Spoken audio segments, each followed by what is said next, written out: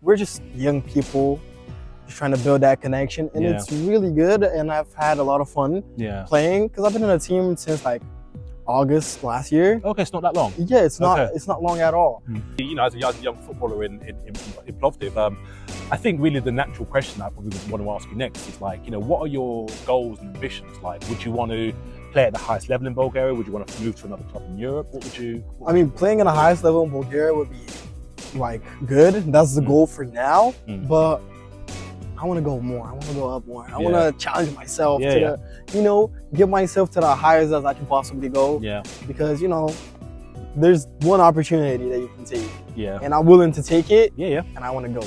Absolutely. All in.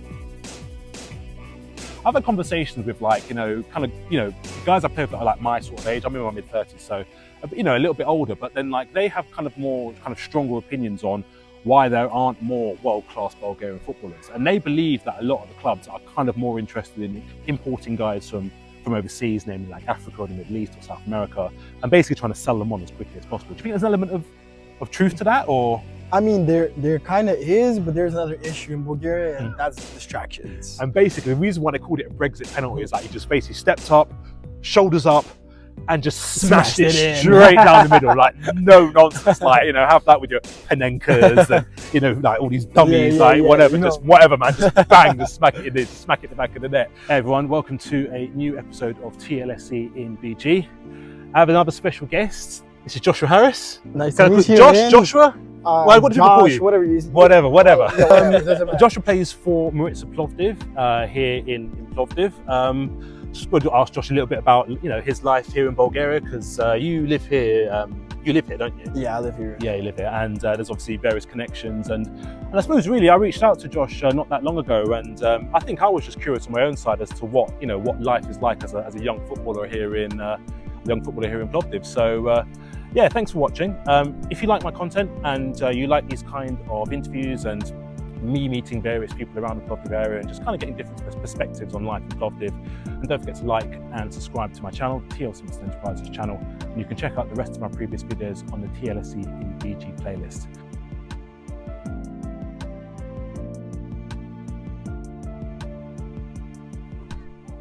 Cool, man. You ready? I'm ready. You're ready. Thanks for agreeing to come on, man. Yeah, of course, man. Yeah, it's one of those where me and my wife were walking past Maritsa Stadium, and we actually have some prior connections to Maritsa through her family member who used to play for the club. And I just thought, you know what, let me just get in touch. Saw a team sheet, saw your name, and I thought, do you know what? Let me just try and get in touch and see what he says, man. Because the worst you can say is no, isn't it? Yeah, I mean, I didn't say no. I agreed. You agreed? I'm here. Yeah, he agreed. He agreed. But yeah, just tell me a little bit about yourself, man. So how long have you been in Bulgaria, and how did you get into football? So I was born in the U.S. in Atlanta. Then I moved here because of my mom. My mom's half Bulgarian. I studied here for 8 years, 9 years, something like that. And then I moved back. Always in Plovdiv, or? Always in Plovdiv. In Plovdiv, okay. Then I moved back to the U.S., graduated, got my diploma, and I just wanted to see my soccer abilities. Football abilities, sorry. Football, we're international now, man, so. My football abilities, and I was like, you know what, let's move back to Bulgaria, you know, give it another shot, and see. Yeah, so what came first, the opportunity from playing football here, or did you kind of make that decision first to come back? So I wanted to play D1 football in the U.S. and I had the opportunity to go D1, but it's the money, and I didn't have much money to pay my education. It was like 11, 12 grand a year, and my mom can't afford to pay my education, or my dad, so I had to work. But D1 athletes, they can't work. They don't let them work. And I was like, I can't pay for my education. I want to continue, you know, playing football. Let's try making money off of it and study on the side. Yeah. And that's what I do for now. Yeah. Nice, man. So what are you studying? I study business economics. Nice. Nice. So obviously I'm a big football fan. Everybody knows I'm a big football fan. So tell me about, what's it like playing for Maritsa Plovdiv? Like, you're in the first team. Yeah, I'm in the first team. Yeah, what position do you play? I'm a right back at the moment. but I can play all around the defense. Yeah. Doesn't matter where. Yeah. I mean, it's good. It's really good because my team is pretty young. Yeah. They're around my age, and there's some, really, really, really good players. Like our captain, he used to play in Germany. Okay. And, Levski Sofia, if you know them, they're a big, big, big team in Bulgaria. So yeah, he's our leader, and we're just young people just trying to build that connection, and it's really good. And I've had a lot of fun playing because I've been in a team since like August last year. Okay, it's not that long. Yeah, it's not. Okay. It's not long at all. And yeah, the bond, like I have so much fun with that with those guys. Like, I don't find it like a profession. I find it like a hobby. It's a hobby, and I get money off of it, which is amazing. And I wish whenever I go to, I can just do the same thing. You're living the dream for a lot of people, man. I mean, it's almost like I was telling you this earlier. Like, my only dream when I was a kid was to play football, and I would be out in the back garden practicing like until all hours. And when I finally sort of had the courage to approach my mum and say, "Listen, I want to play football," it just got shut down straight away. But like, trying to be a footballer in the 90s was different because, the expectations, particularly if you had immigrant parents, was that, you have to get an academic education, go to university. Like football is not, not something that it was encouraged. It probably is a lot more now amongst, say, your generation, maybe younger generations now. Is. But yeah, back then, the dream for me died a long, long time ago. So, no, it's good, man. I'm glad to see you actually enjoying it, actually having a lot of fun. How would you describe the Bulgarian football culture here? I mean, there's a lot of history behind every single club, especially in Plovdiv. Like, it's hundreds and hundreds of years of history, and you need to defend the badge, man. Like that's what people want to see. They want to see you, grind, commit to the sport. Yeah. So you can get out of this place. Like some of my coaches, they're like, keep going, keep doing what you do. You do really good in practice, so we can sell you. We can make money off of you, and you can make money off yourself and make a name for yourself. Yeah, exactly. In the big leagues. Exactly. So exactly. So I mean, obviously, as a young footballer in Plovdiv, I think really the natural question that I probably would want to ask you next is like, what are your goals and ambitions? Like, would you want to play at the highest level in Bulgaria? Would you want to move to another club in Europe? Playing at the highest level in Bulgaria would be like good. That's the goal for now. But I want to go more. I want to go up more. I want to challenge myself to get myself to the highest as I can possibly go. Yeah. Because, there's one opportunity that you can take. Yeah. And I'm willing to take it. Yeah. And I want to go. Absolutely. Absolutely. So what any particular leagues that kind of attract you, or?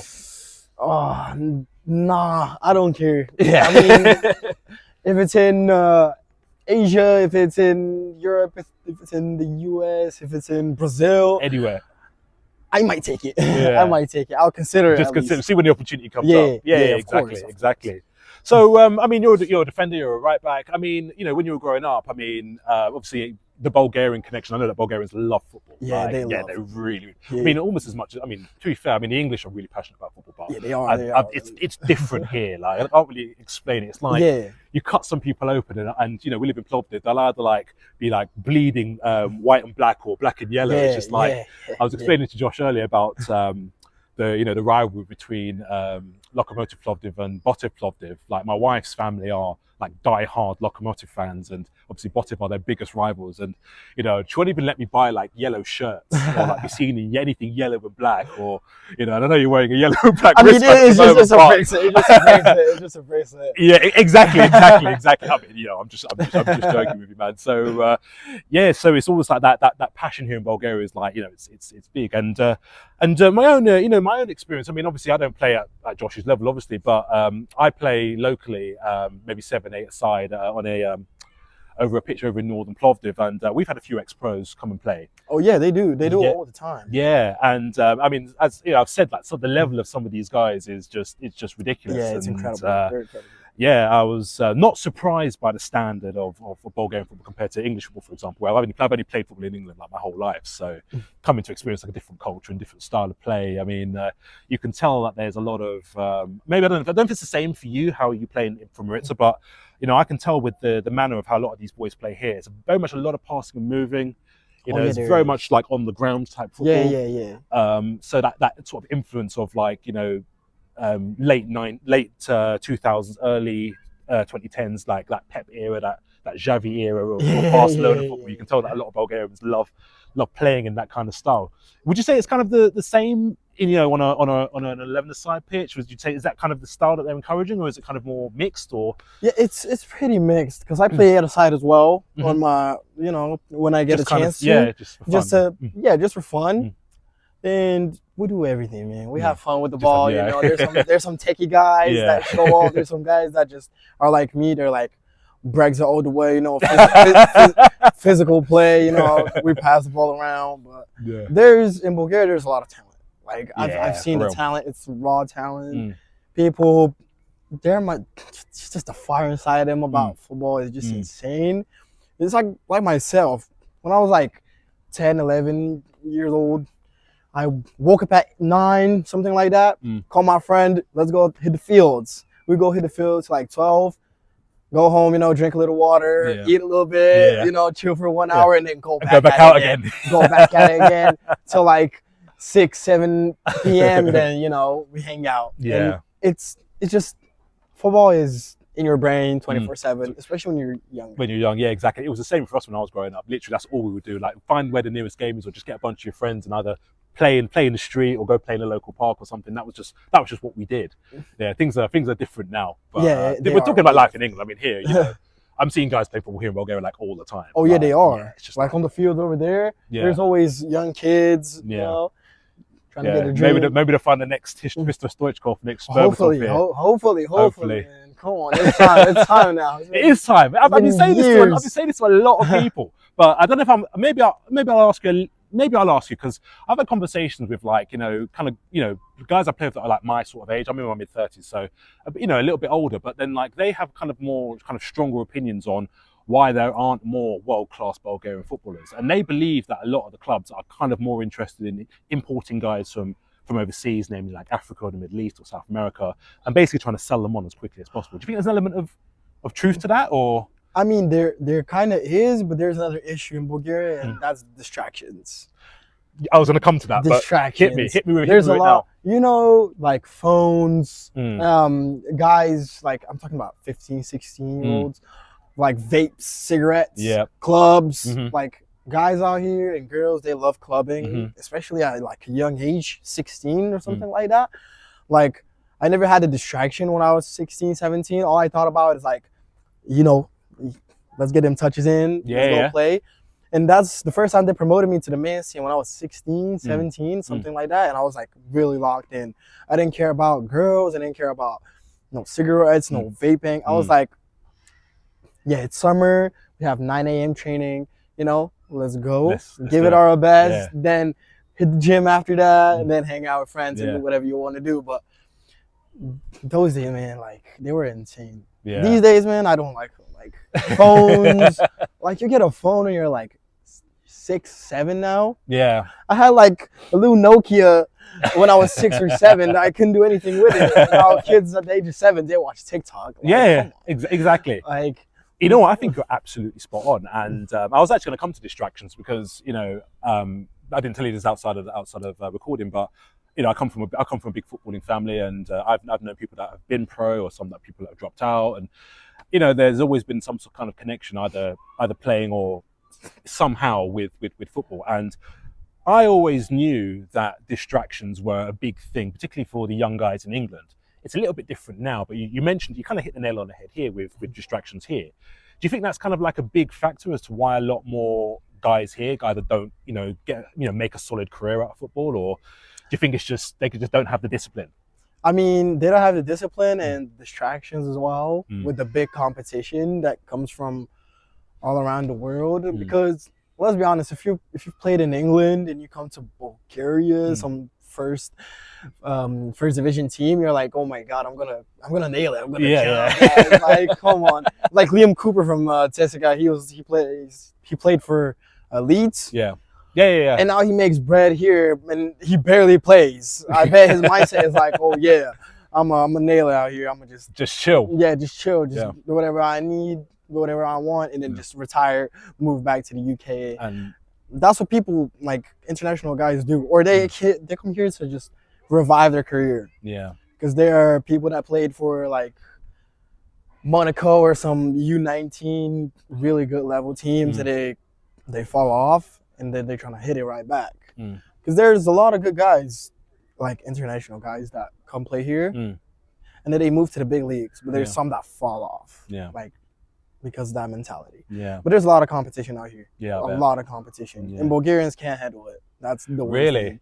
Yeah, Bulgarians they don't have that mentality. It's like, let's do the work. Yeah, let's do the work. Let's see. Come on, let's try to impress the coach. Do what I have to do. Lock in. They don't have that mentality. Do you know what? And you've kind of. I've only just thought of this now, but I think a lot of what you're saying. I think a lot of it because being black and being British, right? We grew up with all we had basically in the 90s. Basically, is the American music and the American films, right? So we'd rinse we'd rinse all the films and the music, and we'd know a lot about, particularly more about obviously more about African American culture. But I think what you just said, literally, a lot of it's quite ingrained in American culture because you guys are all about winning. We are about winning. And don't get me wrong. There are a lot, we're not just talking about football here, we're just like in all kinds of American sport where the ones that work the hardest and have the right mentality and have the right kind of discipline, those are the ones that kind of make it. And they are. I think when you have that kind of, dare I say it, win at all costs mentality, and you kind of come somewhere like Plovdiv, for example. I'm not saying that, there aren't winners in Plovdiv. It's kind of more, Plovdiv's chilled. You know about Aylyak, right? Yeah. So, everybody in Plovdiv knows about Aylyak. Where guys are a bit more laid back and a bit more chilled. And just like, it's cool, man. Like, just relax. And it's just like, when you kind of bring that kind of, when you bring that kind of mentality, to me, and, I've not known you for very long, but like, I know straight away that you're going to do big things in your career and in your life because you have that drive and that mission to kind of like, let's just cut the distractions, cut the BS and just let's just go get it, man. What's stopping you? Yeah, exactly. So cool. Yeah, listen. So just to kind of move on from football just a little bit. Just tell me about just life in general. Like what's life like for you here in Plovdiv? It's good, man. Like there's nothing much to do except hang out with friends at the moment and just go to uni, study. That's the life of a 19-year-old baller. That there's nothing else to do. Yeah. But, just football and chilling, man. Yeah, it's calm. If that's what I need to do, that's what I need to do. Yeah, that's it. As long as you're happy doing it, like I am really happy. Yeah, exactly. And obviously outside of just hanging out and football, like what else? Like what do you do to unwind or to relax or just to chill? Mainly I hang out with friends, mostly on the weekends. I stay up. Yeah, go around, have like a nice drink, chill, talk about the week, how everything went, and that's all we do. Yeah. Or just go on a hike. Like I went on a hike last weekend, my friend, pretty chill, fresh air, get out of town. Where'd you go? It's like 30 minutes away from here. It's like Mominiskali. Okay. It was beautiful. I loved it. Yeah. So, just about, I've not been here for very long, as people watching and just my subscribers know. And it's been a bit of a, I wouldn't say it's been a mixed bag, but, my experience here has been largely positive. And I don't think it's any sort of coincidence that, obviously, Josh on my channel and Courtney before, that we have to bring up the big R. And we have to bring it up because people, you know exactly what I'm on about. I know. And you know what? And I actually genuinely hate talking about this. But I feel like I have to because, there are sometimes you can get feedback or, my wife has had conversations with me about this as well, where, there are maybe some people that are not happy with, people that look like me, people that look like Joshua here in Bulgaria. I'm sorry for those people that were here. I'm really, really sorry, but I'm sorry to say I ain't going anywhere. We ain't going anywhere. Well, he can go once you. We're saying now, bothering you guys. Well, yeah, exactly. So listen, man, I got to ask, and I do genuinely hate asking this question. What's your opinion on racism in Bulgaria? I'm sorry, man. I'm sorry. It's okay because people need to know that in Bulgaria, like old people, they're taught not to say the N-word that much because they know it's bad, but like young kids, people like my age and younger, they're not taught that that's a bad word, and they use the N-word everywhere, man. Even if they see a black guy on the street, they're like, "Oh yeah, look at this. Oh yeah, he's an N-word." Yeah. You know, he's not like if they say, "Oh yeah, he's black," like that's different. Yeah. You know, but don't say the N-word. Like it bothers me inside. You know, it gets me. It gets me a little bit mad. Yeah.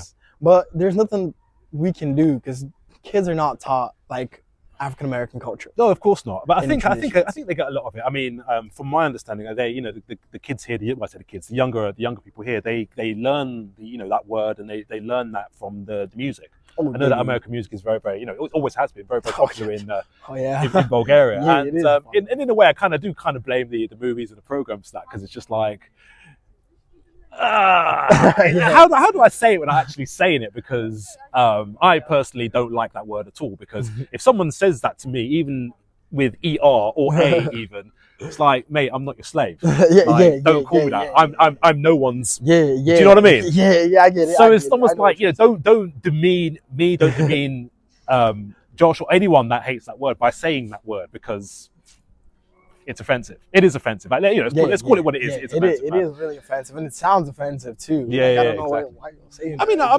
be brutally honest with you. Other than the odd people kind of like giving me like a prolonged stare or something. You must get that as well. That's like, it's insane how I get so angry, because they're like, they look at me like what? What are you doing here? I'm like, come on, it's not like. It's not the 1950s anymore. Yeah, exactly. There's planes. There are people coming here to live. Yeah. They like Bulgaria. There's nothing bad about being black. It's just the same as we're human. Yeah, exactly. There's nothing bad about being black. We don't behave in a different way. I mean, we do because of a different culture.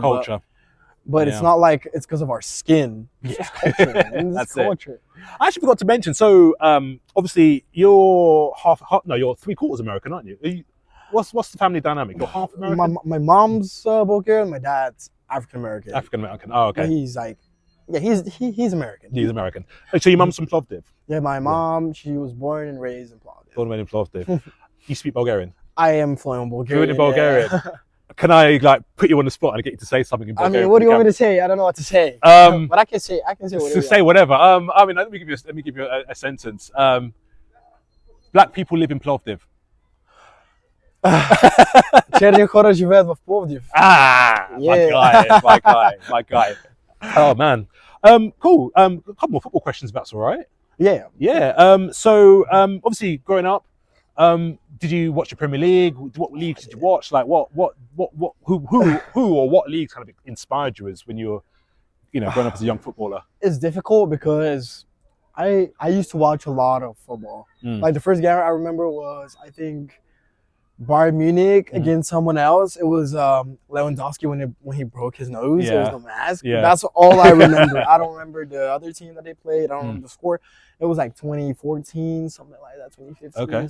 And that's when I started, playing soccer, because I used to run. I was a runner, and I was pretty good at it actually. But I was like, come on. Let's try something else. Let's try something new. I'm black. I can run fast. The stereotypes, they're gonna come. Yeah, I used to run fast too, a long time ago. Don't ask me to do it now. But yeah, sorry, go on. I was like, when I was like third grade or something like that, I was like, Mom, I don't want to play in the park. I want to play with my friends, club level, play against other kids. And she was like, nah, I can't do that. We're not financially stable at the moment. I don't know if you were or you weren't, or she just had some concerns about the sport. But when she met my stepdad, she was like, okay, let's do it. Like, he's been asking me for like a year or so. Let's do it. He needs to, practice something, get the muscles working. Yeah. And the rest is history. That is it. Were there any players when you were growing up or started in football that kind of inspired you? Do you model your game on anyone in particular, or just? Oh, that's really hard, because I used to like Sergio Ramos. I love Sergio Ramos. I still love him. That's my that's my G. Yeah. If I meet him one day, that's not a bad example. Yeah, just lose the red cards and you'll be good. I'll be gassed. I just love him. Man. Yeah, I just love him, and I've been watching him. It's not like 2020 Virgil van Dijk. That's the second player that I've actually like, watched up close. And I think who's the other guy? I think it was Saliba, the one right now that I really like, because he has a similar playing style like me, but he's a center back. He's fast. He can jump real high. He's good with the ball, crosses in, headers, and we're kind of similar. When it comes to playing styles. And I like him a lot. A lot. And those are the three guys that I've been keeping my eye on for the past years. I mean, for now, in terms of like your own sort of playing style, I suppose, when you play for a football team, a coach will impose their own kind of playing style on you, obviously. But, within yourself, like, especially when you're playing for fun, would you say you're kind of more like an attacking defender or a defensive defender? You said you like Brexit football. For those of you that don't know what Brexit football is, think like English football in the late 80s or the early 90s. Physicality. Like, just pure physicality, like shin high, knee high tackles and like, my favorite, there's a clip. I don't know if I'm not allowed to like embed basically clips into my own channels anymore because of copyright. But there's this penalty of the former Everton and Burnley manager Sean Dyche, and it basically says the most Brexit penalty ever. And I think he was playing for, Chesterfield or someone like that back in the day. And basically the reason why they called it a Brexit penalty is that he just basically stepped up, shoulders up, and just smashed it straight down the middle, like no nonsense. Like, have that with your Panenkas and, like all these dummies, whatever, just whatever, man, just bang, just smack it in there, just smack it in the back of the net. But so you mentioned Brexit football. So, you like the physicality of the game. Yeah, I like the physicality. I'm pretty balanced right now because I play on the right back, so I need to be attacking and defending at the same time. What would you say is a stronger part of your game? Getting forward or defending? Like? It's one-on-ones. Because I'm pretty quick and I'm pretty smart when it gets to 1v1s, and I read the people that I play against. If they're good with their left foot more or right foot more, do I need to, make them cut inside so I can just, wait for the perfect time to tackle? But one-on-ones it's been my like highest. And quick dribble. I'm pretty fast, so I like going behind the defenders, cross that ball in or cut inside. That's what I like to do. Mostly in practice, I do that. I just love it, man. Because when I played center back, last half of the season I played as center back. I was staying in the back. I was literally last defender. And it was pretty boring, just playing on defense. But now I get more offense. I can do whatever I want with the ball when it comes to the final third. And I have fun. Because when I was in the U.S., I gained a lot of confidence around the guys that I play with. I got so much confidence. And I was just doing techie stuff. And that's not me. I can do it, but that's not me. So when I came here, I just started passing the ball, 1v1. I took my guy 1v1, but not every time. Not every time. When I was in the US, I did it every single time. And how does the coach of Maritsa, how does he want the team to play? We play. We don't play like we play on the ground. We don't do like long balls and stuff like that. We do long balls when we have to, when we're forced to do it, so we don't lose the ball in dangerous areas. Well, we keep the ball. We move the team from left to right, wait for the perfect time. Put the ball inside the middle. Get the crossing and stuff like that. Yeah, we don't play direct because there's a lot of Bulgarian teams that go long balls. But in Maritsa, on the ground, 2-3 touch max. And that's how we do it. It's not tiki-taka kind of. Not tiki-taka. Not tiki-taka at all. But it's not pep football either. Nah, it's not pep football. Pep is just rotations and stuff like that. And our team is just, there are some rotation, but it's not mad rotations like right back going in the middle. And Pep is a genius, but our team is good for now. We haven't lost this year. Okay. We've had how many? Five wins and 1 draw, which is pretty good. And we're aiming for the top 3 right now. Because there's a new manager that came in, a new coach, because our last coach got a higher up position. So we found a new coach. He's been pretty good. Our assistant coach has been pretty good. And we're aiming for the top 3. And next season, we're aiming for the promotion. Yeah, that's what we need to do. And we'll do it. We'll have a really nice team. I think we'll do it. But we have our captain, Valery Domovchitsky. He's a 38-year-old. Okay. He played in Germany. He played in the highest levels that every young guy in our team dreams of. So he's been our role model, and I feel like he's been keeping the team up.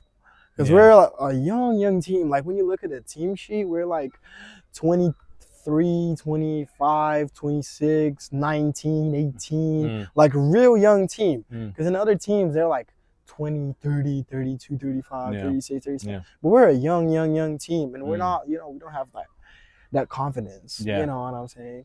But when we gain that confidence this season, I think we'll be able to get a promotion. Yeah. Because we can do it.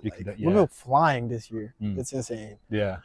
I'll be looking forward to support you guys, not just from afar, but I'll be looking forward to coming to get down to some of your games, man, because Maritsa is probably the only team that my wife will actually let me go to the stadium. So, and I need a team to get behind, man. So, I'll be supporting you. I'll be watching you, and I'll be 100% rooting for you guys, man, 100%.